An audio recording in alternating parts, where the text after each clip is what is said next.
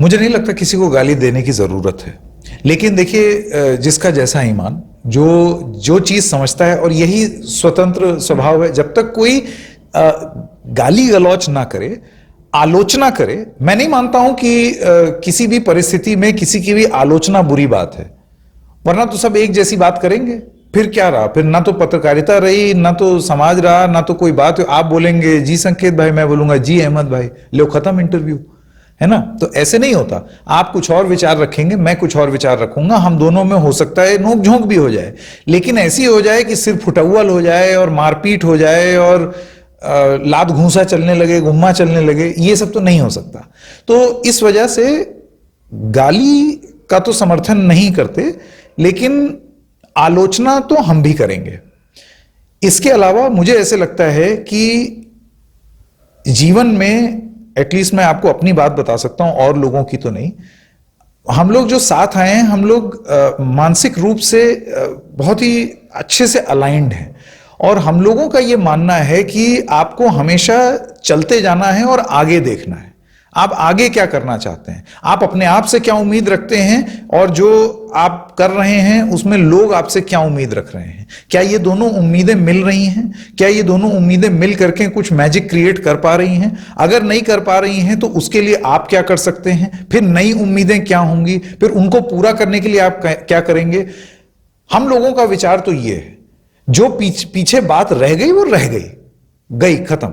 आगे क्या, इसकी नींव रखना जरूरी है, और सारा ध्यान अभी इस पर केंद्रित है। मुझे नहीं लगता कि इतिहास के पन्ने टटोल के खंगालना, हां, एक ये मन में बनाना कि अपनी गलतियों से सीखना या परिस्थितियों से सीखना, ये बुरी बात नहीं है।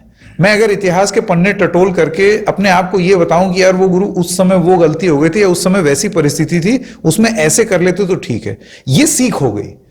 इस लिहाज से अगर मैं इतिहास में जा रहा हूं तो ये कुछ गलत नहीं है। लेकिन अगर हमें हर समय ऐसे अतीत में ही रह करके रहूंगा तो ऐसे तो चल चुकी गाड़ी, एक्सीडेंट हो जाएगा। एक चीज और संकेत, अब जो है आपने सब कुछ कह ही दिया, सब कुछ बता दिया, लेकिन सवाल यही है कि पहले आप फील्ड में थे, आप लग्जरी लाइफ में आए, स्टूडियो में आए, दुनिया ने आपको देखा, पहचाना, समझा, और फिर अब आप जमीन पे उतर रहे हैं।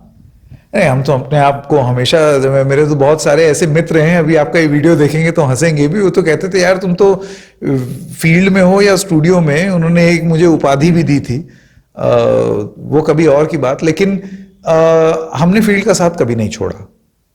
पूरा उत्तर प्रदेश का दौरा जो है वो 40 दिन हम स्टूडियो को ही फील्ड में ले आए।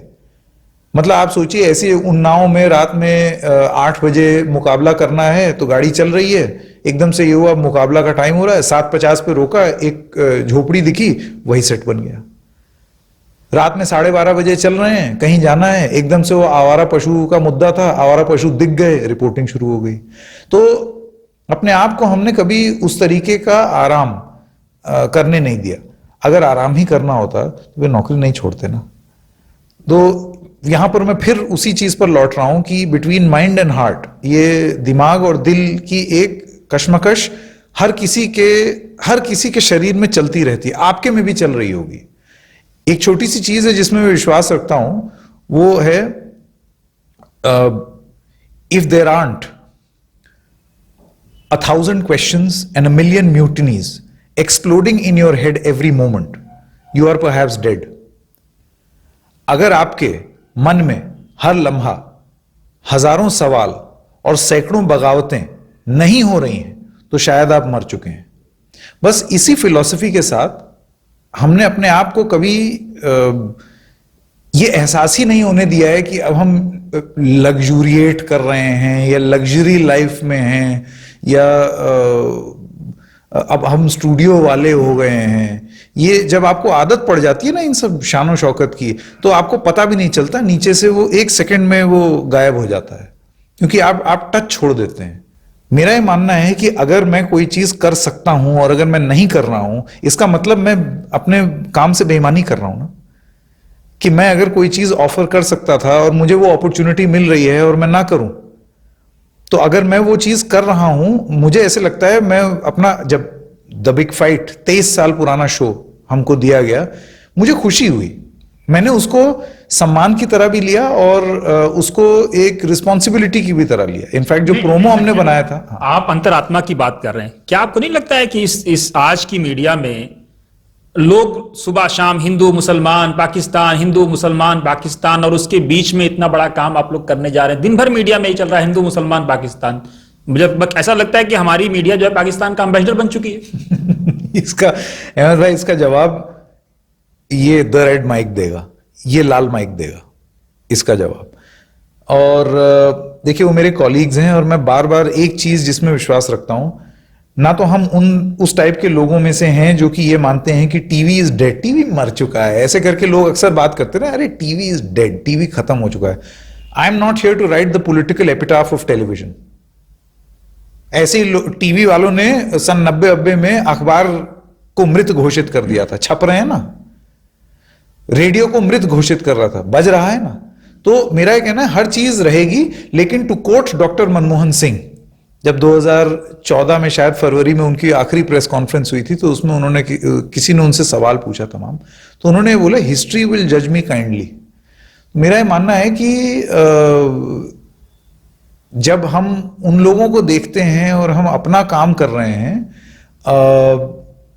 इस यकीन के साथ ये काम करने उतरे हैं दैट हिस्ट्री विल जज अस रियली काइंडली, जब इतिहास और यही एक छोटी सी उम्मीद भी है, उम्मीद पे ही तो हम लोग काम करते हैं। उम्मीद ये है कि लोग ये चीज देखेंगे, लोग ये चीज समझेंगे, और जिस चीज को अक्सर ये बोला जाता है ना कि बोरिंग जर्नलिज्म है, ये बहुत बोरिंग है, कहां तुम पिछड़े, शोषित, वंचित, दलित, आदिवासी, इसको मोबाइल नहीं मिल रहा है, उसको ये नहीं मिल रहा है, वो राशन की लाइन में मर गए, उनको नौकरी नहीं मिली, ऐसी स्टोरी कौन करता है? अरे स्टोरी करो बिल्कुल एकदम हाई पावर्ड चकाचौंध वाली, तब तो व्यूअर देखे। व्यूअर कनेक्ट नहीं हो रहा है ऐसी स्टोरीज में, ये बोरिंग स्टोरीज हैं।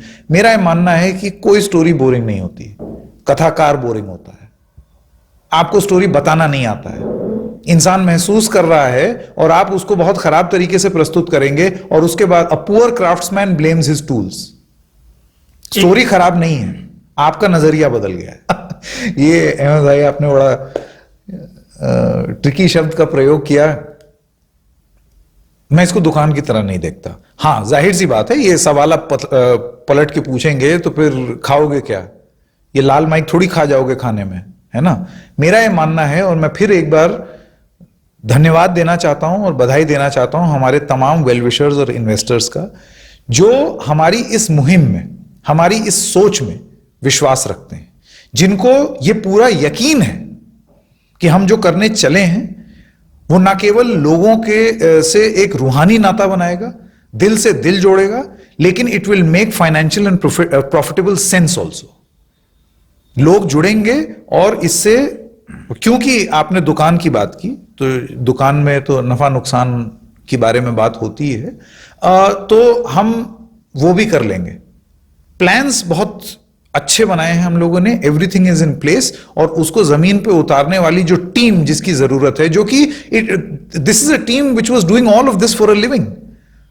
ये हमारा रोज का काम था अहमद भाई, मैंने बताया ना, first generation, second generation, third generation, सुबह शाम यही काम कर रहे थे, अब अपने लिए करेंगे।